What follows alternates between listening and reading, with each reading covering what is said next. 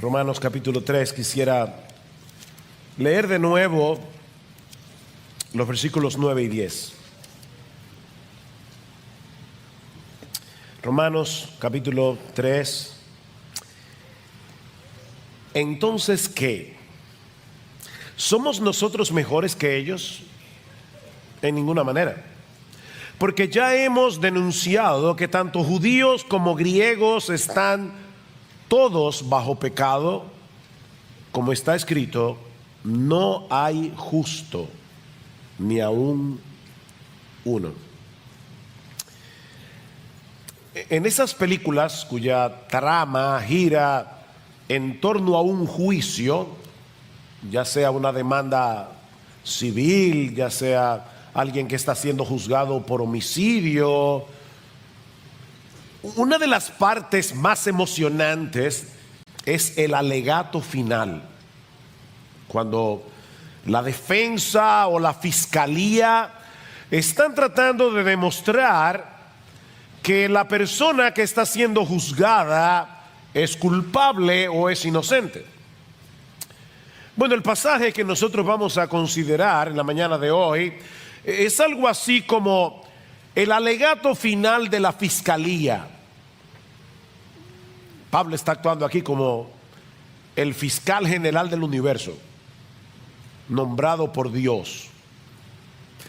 Y él está tratando de probar el problema o de demostrar el problema que toda la raza humana tiene delante de Dios, con la justicia de Dios.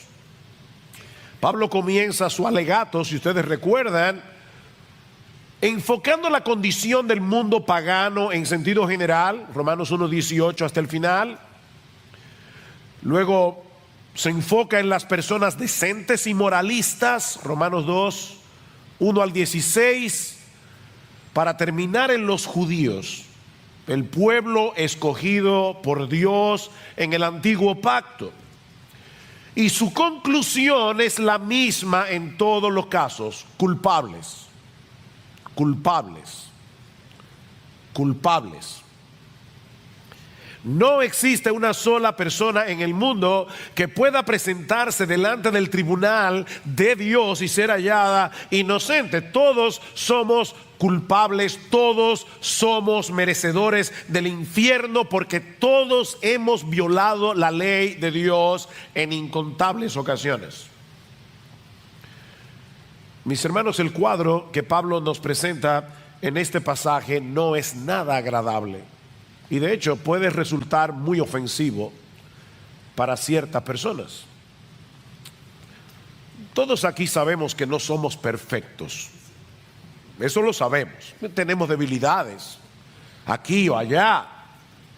Pero lo que Pablo nos dice en este pasaje es que nosotros no tenemos ni idea de lo malo que somos. Y eso es lo que el hombre no soporta. No tenemos ni idea.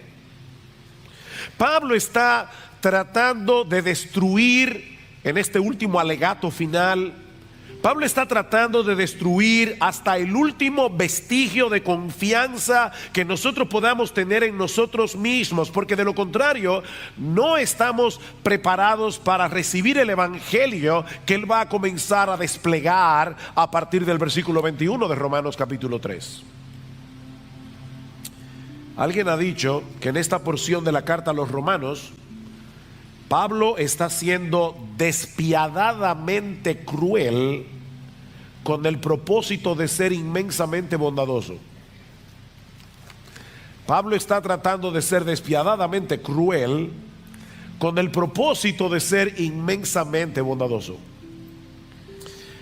Y de paso, mis hermanos, este es un pasaje que nos brinda un excelente ejemplo de lo que significa evangelizar. No le digas a un pecador: ven a Cristo, si él no entiende por qué necesita desesperadamente venir a él. Pablo no comienza su presentación diciendo: acepta a Jesús en tu corazón y tendrás paz. De paso, esa frase no aparece en todo el Nuevo Testamento: acepta a Jesús en tu corazón. No, la Biblia dice arrepiéntete y cree. Arrepiéntete. No acepta a Jesús en tu corazón. Eso no significa nada. Pero ¿cómo yo le voy a decir al pecador, ven, arrepiéntete, cree, si él no entiende por qué? ¿Por qué necesitamos desesperadamente la salvación que solo se encuentra en Jesús? Acabamos de cantar, mi esperanza está en Jesús, no en nadie más. Bueno, eso es lo que Pablo nos va a mostrar en este último alegato de la fiscalía. Y el tribunal, el jurado aquí, ¿saben quién es? Nosotros en República Dominicana no tenemos ese tipo de juicio que vemos en las películas, donde hay un grupo de jurados escogidos por la fiscalía y la defensa, y ellos son los que van a dar el veredicto. No, el alegato final de Pablo aquí es frente al tribunal de tu conciencia. Él quiere que tú sientas el peso de tu pecado en tu conciencia. Este alegato final está dividido, o podemos dividirlo en tres partes. La primera parte son precisamente los versículos 9 y 10 que acabamos de leer, y ahí encontramos dos declaraciones generales de la condición del hombre frente a Dios. Vean el versículo 9 una vez más. Entonces, ¿qué? Dice Pablo, ¿somos nosotros los judíos mejores que ellos, los gentiles? De ninguna manera, porque ya hemos denunciado que tanto judíos como griegos están todos bajo pecado. Todos están bajo pecado. Noten que allí no dice simplemente que todos cometemos pecados, como si se tratara de algo incidental en nuestras vidas. Nosotros, los pecadores, creemos que somos gente buena, que a veces hacemos cosas malas. No. Lo que la Biblia dice es que nosotros somos malos, que a veces hacemos cosas buenas por la gracia común de Dios. El problema no es que nosotros a veces pecamos como algo incidental. Pablo dice aquí que la condición natural del hombre, sin excepción, es que todos están bajo pecado, sometidos a la esclavitud del pecado. Y el pecado está siendo aquí personalizado por el apóstol Pablo. Es como si Pablo estuviera diciendo, mira quién es tu rey. Pablo es un tirano, el pecado es un tirano. El pecado es un dictador que gobierna al hombre a su antojo hasta que Cristo nos liberta con el poder del evangelio.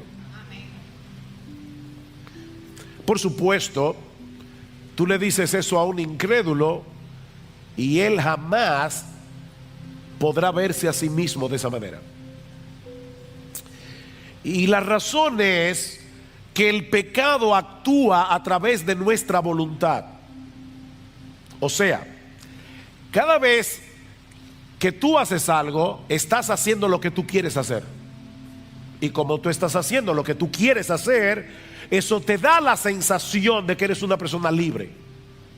Estás haciendo lo que quieres hacer.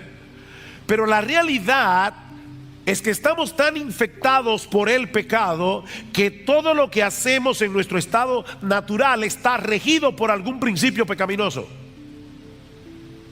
El pecado es nuestro hábitat, el pecado es nuestra ciudadanía espiritual. Y es interesante notar que Pablo se incluye a sí mismo en este pasaje.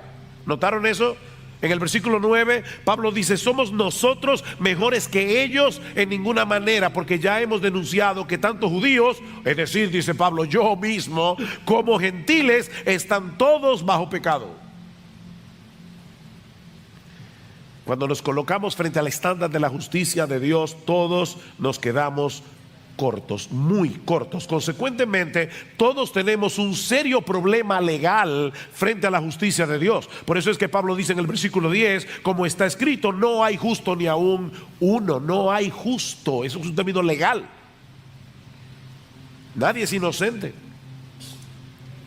Ese es el veredicto que ya fue emitido en la Suprema Corte de la Justicia del Reino de Dios. Todos sin excepción somos culpables. En el mundo entero no hay una sola persona que pueda ser considerada justa según el estándar de Dios. Es por eso que Pablo usa un lenguaje tan universalista en este texto. ¿Se dieron cuenta? Como está escrito, no hay justo ni aún uno. No hay quien busque a Dios. No hay quien entienda. Todos se han desviado.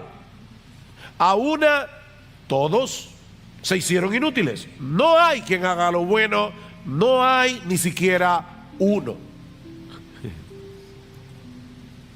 Y tú no eres la excepción. Nadie es justo. Ahora, puede ser que tú no te percibas de esa manera porque te comparas con otras personas y tú ves que eres mejor que otros en algunos aspectos. Definitivamente, casi seguro que tú eres mejor que Hitler o Trujillo o Mussolini. Claro que sí. El problema es, mi amigo, que nosotros no seremos juzgados en comparación con otras personas. Nosotros seremos juzgados según el patrón de Dios. Nosotros seremos juzgados en relación con Dios. Ustedes recuerdan el primer mandamiento que citamos la semana pasada: amarás al Señor tu Dios con todo tu corazón, con toda tu alma, con toda tu mente, con todas tus fuerzas. Y dice el Señor Jesucristo, y el segundo es semejante a este: amarás a tu prójimo como a ti mismo. O sea, nosotros tenemos que amar a Dios con todo nuestro corazón, con toda nuestra alma, con todas nuestras fuerzas, y debemos dedicar la misma devoción con la que nosotros nos amamos a nosotros mismos, debemos dedicarla para amar a otros. ¿Eres inocente o eres culpable? No hay una sola persona que sea justa, porque nadie llena esa medida. Todos nosotros nos amamos a nosotros mismos con todo nuestro corazón, con toda nuestra alma y con todas nuestras fuerzas. Cada cosa que hacemos, cada decisión que tomamos es en función de nuestro propio yo. Nos idolatramos a nosotros mismos. Es por eso que Pablo va a decir más adelante en Romanos capítulo 3 versículo 23 que todos hemos pecado y nos hemos quedado cortos de alcanzar la gloria de Dios. Es decir, en vez de hacer las cosas para que Dios se vea bien, en vez de hacer las cosas para que Dios reciba alabanza, para que Dios reciba gloria, para que la gente lo admire a Él, todo lo que nosotros hacemos es para que la gente nos vea a nosotros. Buscamos nuestra propia gloria, somos orgullosos, somos egoístas. Sí, es posible que algunas personas luzcan mejor que otras, y nos parezca que no sean tan malas como las que Pablo está describiendo aquí. Pero ¿sabes qué, mi amigo y miembro de Iglesia Bíblica del Señor Jesucristo? En nuestro estado natural nosotros somos 1000 veces peores de lo que nosotros creemos.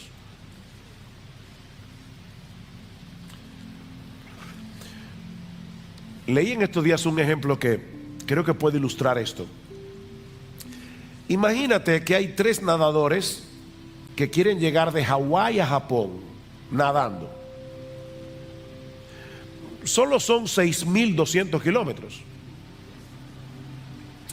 El primer nadador no sabe nadar. Se tira al agua y a los 5 minutos se hunde y se ahoga. El segundo nadador es un poco más experto, así que se puede nadar en mar abierto 60 metros, pero ¿qué va? Se hunde y se ahoga.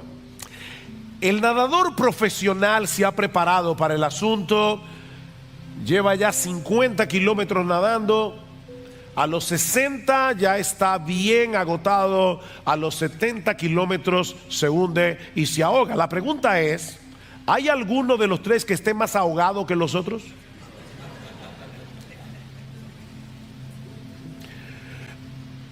Unos llegaron más lejos, pero todos están igualitos de muertos. Eso es lo que Pablo está diciendo aquí. Todos estamos en la misma condición. No importa, mi amigo, cuán religioso tú seas. No importa cuál sea el nivel de moralidad y de decencia que tú hayas alcanzado en la vida. No importa si tú eres miembro del Club de los Leones o del Club de los Rotarios. Todos nos encontramos bajo el dominio del pecado. Todos somos culpables en el tribunal de Dios.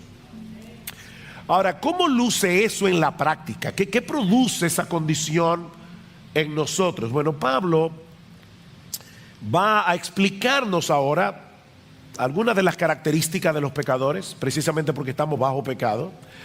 Pero lo que me llama la atención es la forma tan extraordinaria o sorprendente o inesperada en la que Pablo hace esto, porque lo que hace Pablo es presentar una serie de textos bíblicos tomando las escrituras que los judíos veneraban. Recuerden que Pablo está tratando de probar, sobre todo a los judíos, que ellos son tan culpables como los gentiles, a pesar de que tenían la ley, a pesar de que tenían el pacto, a pesar de que eran el pueblo escogido. Así que Pablo toma sus propias escrituras y les dice, y es que ustedes no leyeron el Antiguo Testamento. Ustedes leen todos los textos que yo les voy a citar, ustedes los conocen, pero tienen un velo, ustedes tienen un prejuicio, están tan llenos de ustedes mismos que no pueden interpretar correctamente la Biblia, a pesar de que la veneran. Y lo primero que Pablo nos dice aquí, son 6 cosas que Pablo menciona. La primera es que precisamente por el hecho de que todos estamos bajo pecado, el pecado ha distorsionado nuestra capacidad de razonamiento. Versículo 11. No hay quien entienda. No hay justo ni aún uno, pero tampoco hay quien entienda. El intelecto humano funciona muy bien para muchas otras cosas, pero no para conocer a Dios como Él debe ser conocido, para amarle a Él como Él debe ser amado, para deleitarnos en Él como deberíamos deleitarnos en Él. Pablo dice en Efesios capítulo 4, versículo 17, que los incrédulos andan en la vanidad de su mente, teniendo el entendimiento entenebrecido. Teniendo el entendimiento entenebrecido. Algunos pueden llegar a conclusiones teológicas correctas. Hay incrédulos que saben que Dios es trino, Dios Padre, Dios Hijo, Dios Espíritu Santo. Hay incrédulos que saben que Dios es perfecto. Hay incrédulos que saben que Dios es omnisciente, que Dios es omnipotente, que Dios es santo. Ellos lo saben eso. Pero esa información por sí misma nunca los moverá eficazmente a amar a Dios, y mucho menos a someterse deleitosamente a su autoridad. Mira, una cosa es tener información acerca de Dios, otra muy diferente es conocer a Dios en Cristo y tener una relación personal con Él. Santiago nos dice en su carta que los demonios también creen y tiemblan. Los demonios tienen información acerca de Dios y saben que esa información es verdadera y siguen siendo demonios. Los demonios creen y tiemblan. Pero el pecado no solamente ha distorsionado nuestra capacidad de razonamiento, sino que Pablo nos dice también que el pecado ha distorsionado nuestros deseos y nuestra voluntad. Dice en el versículo 11, no hay quien entienda, no hay quien busque a Dios. No hay quien busque a Dios. Por naturaleza amamos lo que deberíamos aborrecer, aborrecemos lo que deberíamos amar. Nuestros deseos están dañados. De manera que en vez de buscar a Dios, nosotros procuramos mantenerlo a una distancia prudente y en algunos casos lo más lejos posible.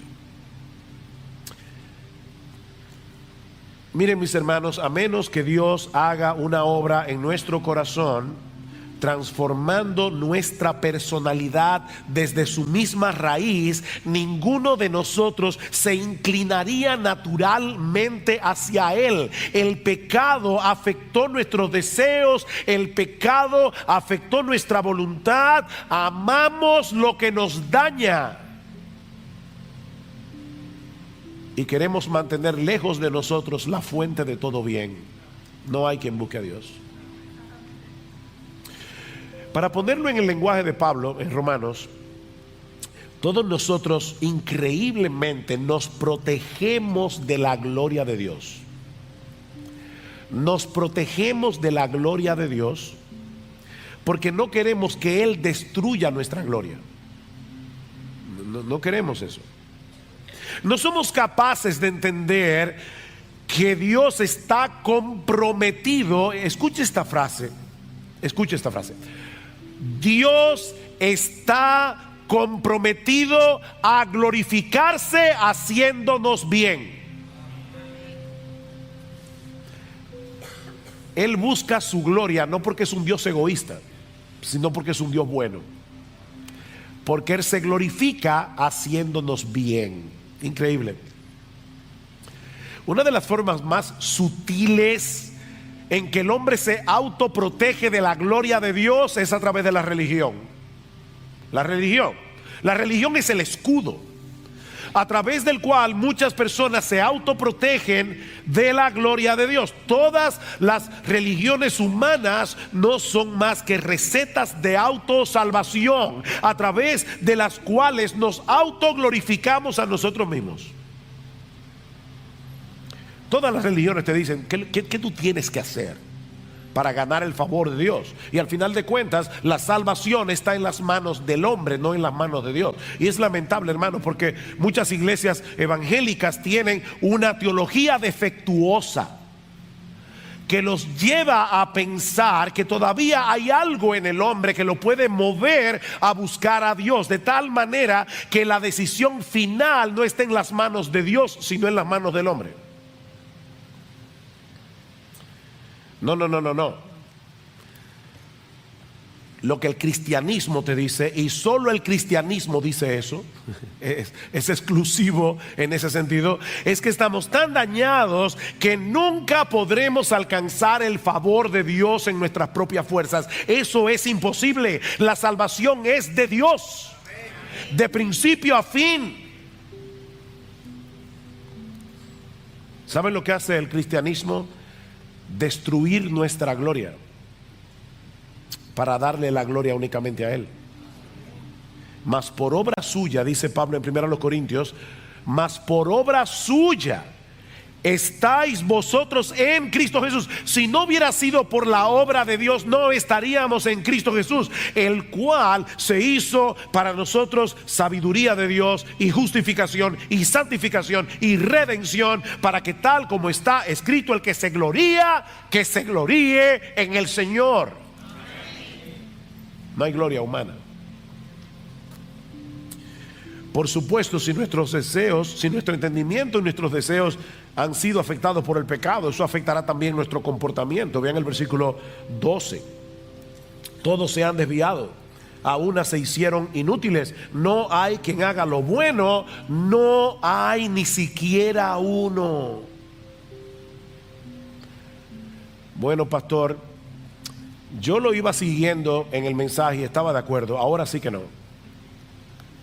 ¿Usted va a negar que hay personas en el mundo, incluso personas que no son cristianas, que hacen cosas buenas?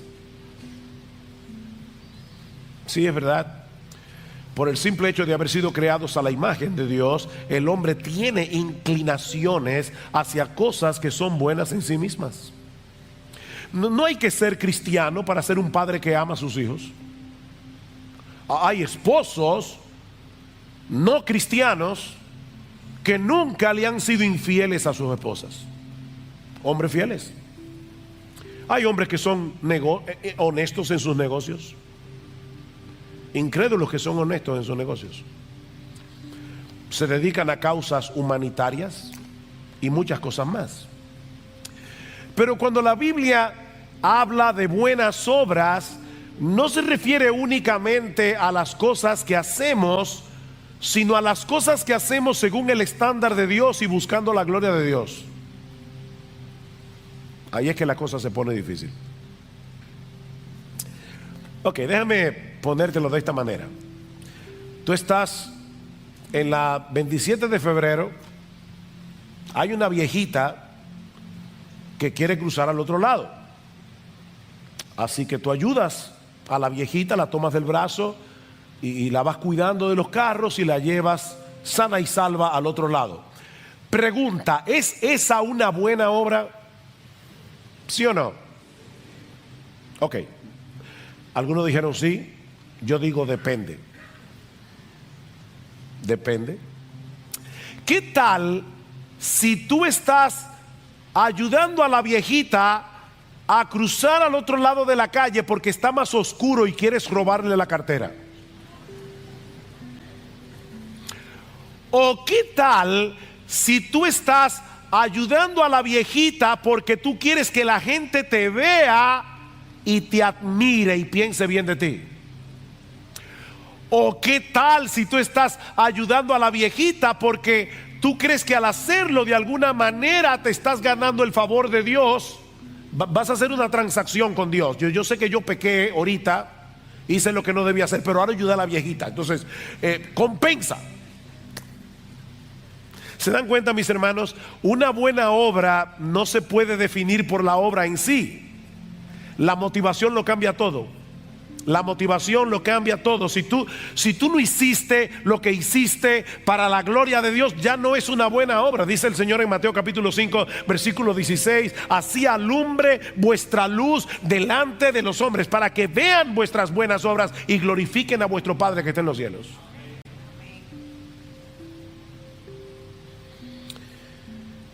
Todos nosotros somos como suciedad, dice Isaías, y todas nuestras justicias son como un trapo de inmundicia delante de Dios. No hay quien haga lo bueno, ni siquiera uno. El pecado ha dañado nuestra capacidad de razonamiento, el pecado ha dañado nuestros deseos y nuestra voluntad, el pecado ha dañado nuestro comportamiento y por supuesto el pecado también ha dañado nuestro hablar.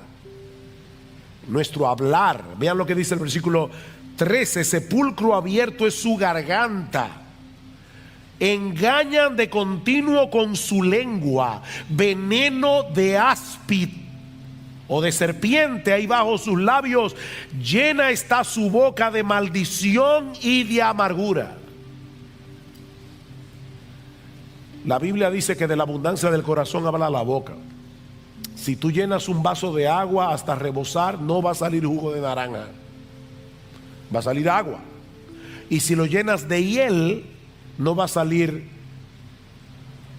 morir soñando. Los dominicanos van a entender eso. Va a salir hiel. Lo que Pablo está diciendo en este pasaje es que nuestras conversaciones revelan cosas muy preocupantes de lo que hay en nuestro corazón. Muy preocupantes. Si un hombre como Isaías, el profeta, cuando vio la gloria de Dios, dijo: ay de mí, porque siendo hombre inmundo de labios y habitando en medio de un pueblo que tiene labios inmundos, han visto mis ojos al Rey. ¿Tú quieres saber cuán malo es el hombre? Escucha lo que dice. A todos nosotros nos molesta que nos mientan. ¿No es así? Nos molesta que hablen de nosotros a nuestras espaldas. Nos duele profundamente que nos traicionen. Sin embargo, la mentira es sumamente común, el chisme es sumamente común. El mundo es un lugar peligroso en el cual vivir, porque el ser humano es chismoso y engañador, es cruel con su boca. En el momento en que tú menos te lo esperas, te enteras de que alguien en quien tú confiabas ha estado hablando mal de ti. Y eso sí duele. A ti no, a mí sí.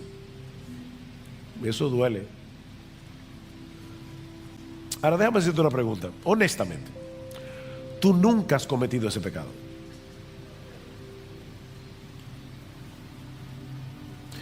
Yo no lo voy a hacer, pero me encantaría decir, levanta tu mano.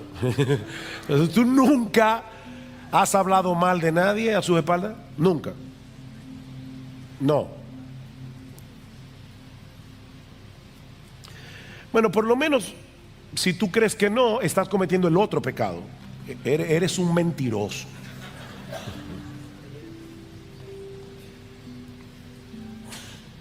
Nuestras palabras son un reflejo de lo que tenemos en el corazón. Nos promovemos a nosotros mismos mientras manchamos la reputación de otros. Somos más prontos para criticar que para alabar. Destilamos amargura y descontento. Justificamos lo injustificable. Alguien decía que nosotros usamos nuestras lenguas para mentir y proteger nuestros propios intereses al mismo tiempo que dañamos los intereses de los demás. Y eso nos lleva de la mano a la siguiente característica que Pablo menciona, y es que el pecado, por supuesto, ha dañado nuestras relaciones interpersonales. El pecado ha dañado nuestras relaciones interpersonales. Sus pies, versículo 15, son veloces para derramar sangre. Ahora no olviden, todo eso son citas bíblicas. Citas bíblicas, una tras otra. Sus pies son veloces para derramar sangre. Destrucción y miseria hay en sus caminos, y la senda de paz no han conocido. Bueno, pastor, ahora sí que pasé la prueba. Yo no soy esa persona que Pablo está describiendo aquí. ¿Tú estás seguro de eso? ¿Tú crees que porque nunca has cometido un homicidio literal, tú estás libre de la violencia que Pablo describe en este pasaje? Porque eso era lo que creían los judíos en el tiempo del Señor. ¿Y saben lo que le dice Jesús en Mateo capítulo 5, versículo 21? Oísteis que fue dicho a los antiguos, no matarás, y cualquiera que matare será culpable de juicio. Pero yo os digo que cualquiera que se enoje contra su hermano, cualquiera que se enoje contra su hermano, al punto de querer de alguna manera que esa persona sufra, ya es culpable de juicio. Cualquiera que le diga necio a su hermano será culpable ante el concilio. Cualquiera que le diga fatuo quedará expuesto al infierno de fuego. En otras palabras, Pablo está diciendo que a los ojos de Dios, o el Señor Jesucristo está diciendo que a los ojos de Dios, un corazón airado contra otra persona al punto de querer hacerle daño física o verbalmente, ya es un homicida a los ojos de Dios.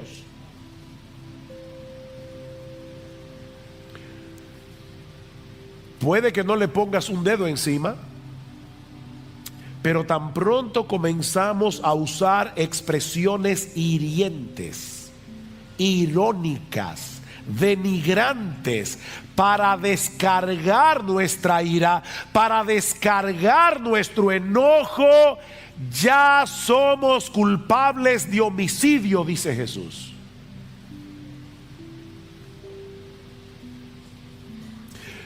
Déjame hacerte una pregunta.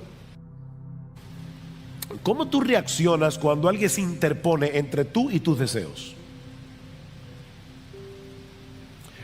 O déjame hacerte la pregunta de una manera bíblica. ¿Cómo tú reaccionas cuando alguien bloquea tu acceso a tus ídolos? Al ídolo de tu comodidad, al ídolo de tu control, al ídolo de tus placeres. ¿Cómo tú reaccionas?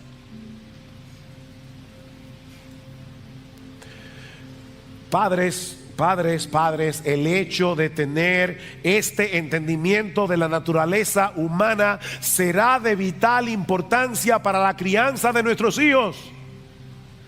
de vital importancia, a menos que veamos a nuestros hijos a la luz de lo que Pablo nos está diciendo en este pasaje. No vamos a entender muchas de sus reacciones cuando los estorbamos. No vamos a entender por qué nuestros hijos, lo mismo que nosotros, necesitamos desesperadamente el evangelio.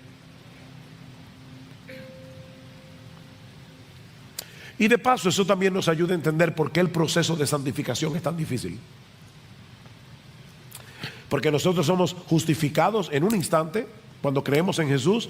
Su justicia perfecta es puesta en nuestra cuenta, pero ahora tenemos que lidiar con nuestros hábitos pecaminosos que adquirimos en nuestra antigua vida. Nuestros pies quieren seguir corriendo hacia el mal, nuestra boca quiere seguir hablando lo que no debe hablar, nuestro corazón sigue inclinado por el pecado que mora en nosotros, al mal.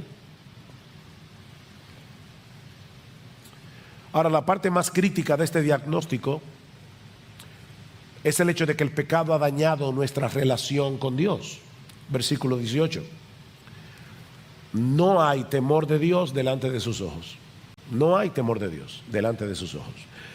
Toda nuestra vida está al garete, es un barco sin timón hasta que aprendemos quién es Dios y comenzamos a vivir en consecuencia. La Biblia dice en Proverbios capítulo 1 versículo 7 que el principio de la sabiduría, el ABC de la sabiduría es el temor al Señor. El temor al Señor. Y una de las mejores definiciones que nosotros tenemos en la Biblia de lo que es ese temor, la encontramos en el Salmo 16, versículo 8. Al Señor he puesto siempre delante de mí. Al Señor he puesto siempre delante de mí, porque está a mi diestra, permaneceré firme. ¿Qué es el temor del Señor? Es vivir con la conciencia de que toda tu vida está siendo vivida frente a la cara de Dios. Salmo 139. ¿A dónde me iré de tu espíritu? ¿A dónde huiré de tu faz? Dice el texto hebreo. No importa dónde te vayas, estás en la presencia de Dios. Pero nosotros no estamos conscientes de la presencia de Dios y por eso no tenemos temor de Dios. Otro texto sorprendente para describir de qué se trata el temor piadoso hacia Dios, porque un pecador puede tenerle terror al castigo de Dios, y es correcto que le tengas temor, pero no es de ese temor que Pablo está hablando aquí. Un texto sorprendente para entender lo que es el temor a Dios es el Salmo 130, versículos 3 y 4. Dice el salmista: Señor, si tú tuvieras en cuenta las iniquidades, ¿quién podría permanecer en pie? Pero en ti hay perdón para que seas temido. Espérate. Si yo leyera en ti hay castigo para que seas temido, yo podría entenderlo. Pero el salmista está diciendo: en ti hay perdón. Y es precisamente ese perdón, la conciencia de que tú eres un Dios perdonador, lo que produce temor en mi corazón. ¿De qué temor es que está hablando el salmista? Es una mezcla de asombro, gratitud, reverencia ante la persona de Dios, porque siendo un Dios tan santo, Él está dispuesto a perdonarnos. ¿Cómo deberíamos vivir con la conciencia de que estamos frente a un Dios así? Pero el incrédulo ha decidido vivir de espaldas a Dios, como si lo que él pensara de las cosas no tuviera la menor importancia, como si nunca nosotros fuéramos a presentarnos, a comparecer delante de su tribunal para dar cuenta de nuestra vida. Miren, si nosotros tuviéramos que resumir en una sola frase por qué el mundo está como está, el versículo 18 del capítulo 3 lo resume perfectamente: no hay temor de Dios delante de sus ojos. Esa es la condición humana. El término que usan los teólogos para etiquetar esta condición es depravación total o corrupción radical. O sea, una corrupción que llega hasta la raíz. Lo que esta expresión significa, depravación total, corrupción radical, no es que todos los hombres sean todo lo malo que pudieran llegar a ser, o que todos los seres humanos sean completamente incapaces de hacer alguna cosa que sea relativamente buena. No. Lo que esto significa es que todas las facultades del hombre han sido dañadas por el pecado. Nuestra mente ha sido dañada por el pecado, nuestra voluntad ha sido dañada por el pecado, nuestras emociones han sido dañadas por el pecado. Estamos dañados. Recuerda, Pablo muy sabiamente no nos está dando su conclusión de lo que él ve en el hombre. Él está citando la Biblia para decirnos: eso es lo que Dios ve en el hombre. Este no es el alegato de Pablo, es el alegato de Dios.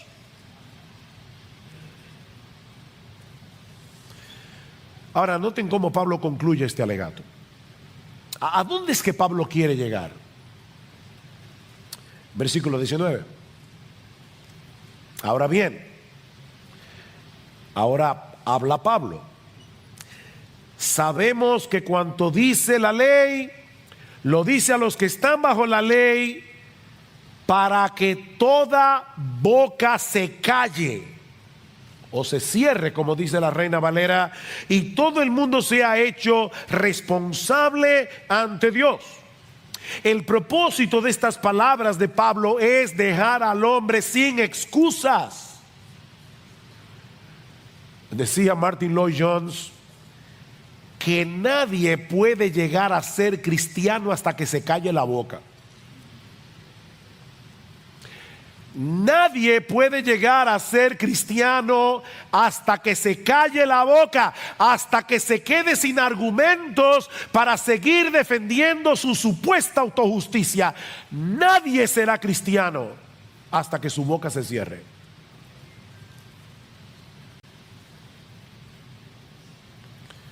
Mi amigo, nadie será justificado, es decir, declarado justo en el tribunal de Dios basado en su propia obediencia a la ley, porque la función de la ley es ayudarnos a ver lo malo que somos. Versículo 20, porque por las obras de la ley ningún ser humano será justificado delante de él, pues por medio de la ley viene el conocimiento del pecado.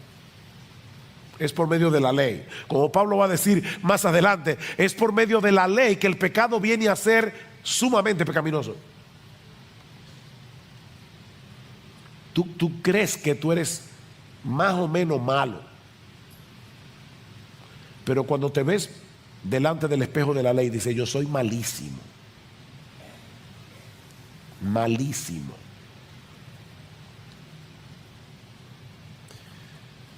Pero es aquí precisamente donde brilla en todo su esplendor las dos palabras con las que Pablo introduce el versículo 21. Pero ahora. Aquí está toda la basura. Pero ahora. Esos benditos peros de la Biblia. Aparte de la ley, la justicia de Dios ha sido manifestada, atestiguada por la ley y los profetas. Es decir, la justicia de Dios por medio de la fe en Jesucristo para todos los que creen. La justicia de Dios por medio de la fe en Jesucristo.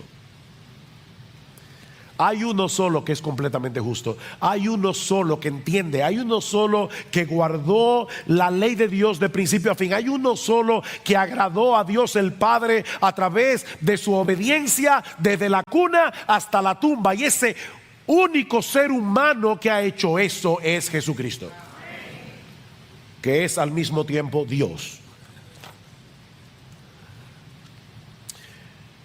Ahora, noten algo importante, mis hermanos, y yo estoy acabando.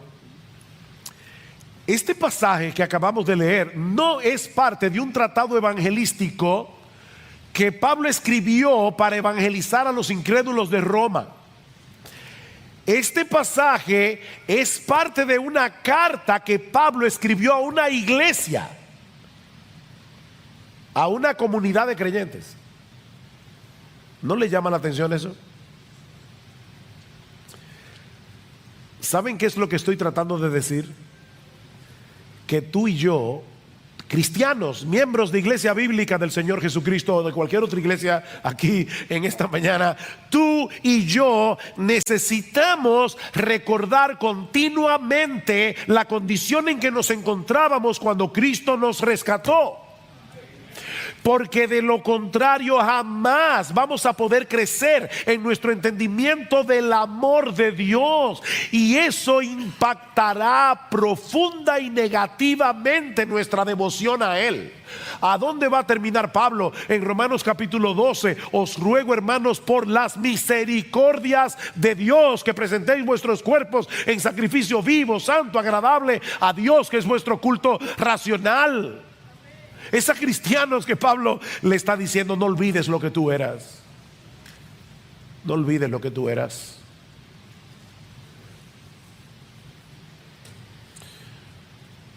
Estaba oyendo esta semana a un gran predicador, Voddie Baucham, y él contaba en su predicación que en una ocasión él fue a visitar la prisión de más alta seguridad en el mundo. Se encuentra en Angola, y le dieron la oportunidad de hablar con un asesino en serie que estaba allí en la línea de la muerte, es decir, esperando su ejecución. Este hombre se pasa 23 horas del día en su celda, no lo dejan salir 23 horas, solamente sale por 1 hora en una jaula, literalmente, para que pueda ver la luz del sol, y él puede caminar solamente dentro del espacio de su jaula por 1 hora, y luego vuelve 23 horas más a su celda. Y dice Voddie Baucham: cuando yo hablé con este hombre, lo que destilaba su corazón era increíble. Yo nunca había tenido una conversación tan perturbadora en mi vida como la que yo tuve con ese hombre. Y cuando salí de ese lugar me di cuenta de algo: tú puedes enjaular al pecador, pero no puedes erradicar su pecado.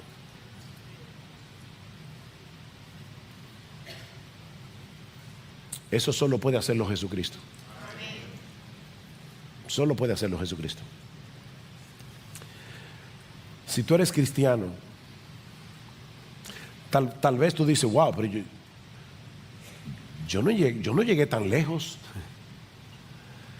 porque la gracia común de Dios te estorbó. Pero tú y yo somos de la misma masa que ese hombre.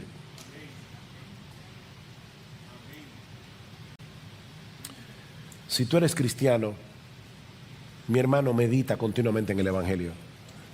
Medita en lo que Dios hizo por ti en la cruz del Calvario, cuando tú estabas muerto en tus delitos y pecados. Todo lo que Dios tuvo que hacer para poder perdonar tus pecados sin pasar por alto su justicia. Tú eras un enemigo de Dios, estabas muerto en tus delitos y pecados, pero Él te amó desde antes de la fundación del mundo. Él pensó en ti. Él decidió rescatarte por una razón que no está en ti, está en Él.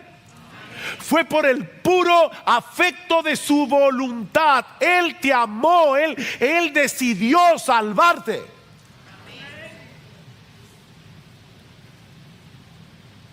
Mira, si tú no entiendes eso, no vas a poder crecer en humildad, no vas a poder crecer en tu devoción a Dios, no vas a poder tener una vida fructífera en el Evangelio.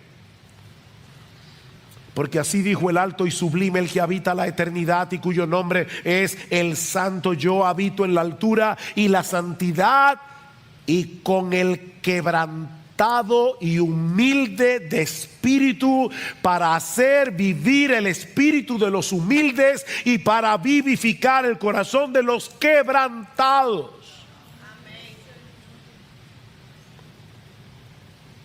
Oh, mi hermano, cuando sientas que tu corazón se está llenando de orgullo, se está llenando de autojusticia y comiences a sentirte superior a otros, cuando te esté siendo difícil perdonar a otros,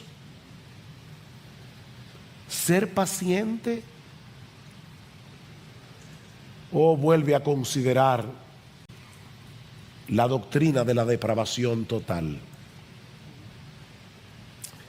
Recuerda lo que eras sin la gracia de Dios, no lo olvides.